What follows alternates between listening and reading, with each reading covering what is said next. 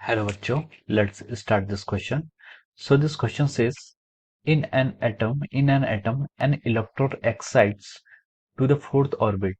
When it jumps back to the energy levels of a spectrum is forbid, total number of spectral lines in the spectrum would be. तो यहाँ पर जो हमें question किया गया है, इस क्वेश्चन में हमें हमें पता करना है कि टोटल नंबर ऑफ लाइंस कितनी आएंगी। तो देखिए, इस क्वेश्चन को करने के लिए सबसे पहले हम इसका की कॉन्सेप्ट देखते हैं, एक इसका कंसेप्ट। तो जैसा कि हम देख पा रहे हैं कि ये इस क्वेश्चन में हमें क्या होगा, लाइन स्पेक्ट्रम दिया गया। तो लाइन स्पेक्ट्रम भी हमारा मॉडर्न फिजिक्स से लिया हो गया। ये क्वेश्चन हमारे किसका, मॉडर्न फिजिक्स में से, एटॉमिक फिजिक्स का है मोर स्पेसिफिकली। और यहाँ पर हमें क्या करना है, हमें नंबर ऑफ स्पेक्ट्रम लाइंस क्या करनी है, कैलकुलेट करना है। तो ये जो आपका क्वेश्चन है, ये आपका एनर्जी स्पेक्ट्रम से रिलेटेड है। This question is related to your energy spectrum. यहाँ पर हमें क्या क्या निकालनी है, नंबर ऑफ कितने उसके स्पेक्ट्रल लाइंस आ सकती हैं।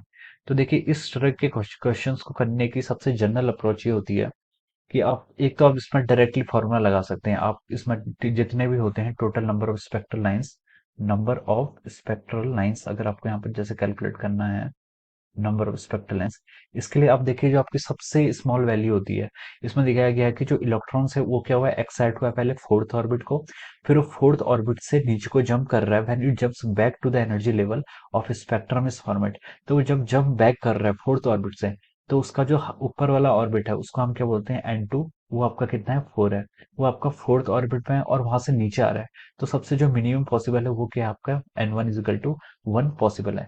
अब हमें नंबर ऑफ स्पेक्ट्रल लाइंस यहाँ पर कैलकुलेट करनी है। तो उसका एक फॉर्मूला होता है, N2 - N1 into N2 minus of your N1, और यहाँ पर plus of 1 divided by your 2।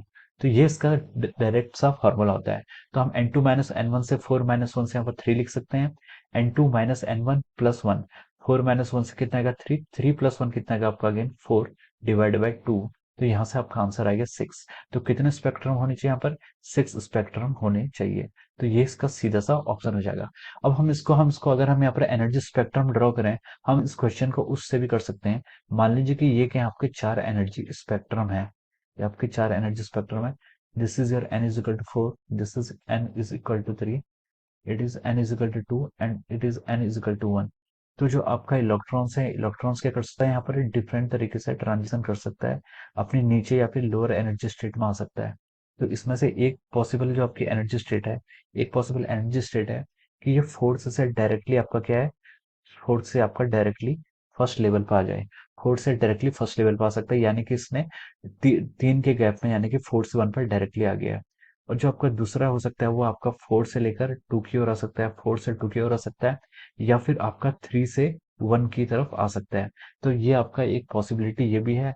यहाँ पर क्या कर रहा है आपका जो इसमें है, तो इसमें इसने 2 ऑर्बिट्स के बीच में, यहाँ पर ये इसने 2 ऑर्बिट्स को छोड़ते हुए सीधे यहाँ पर 4 से 1 पे आ गया है। और यहाँ पर ये 4 से 2 पे आया है, और यहाँ पर 3 से 1 पे आया है।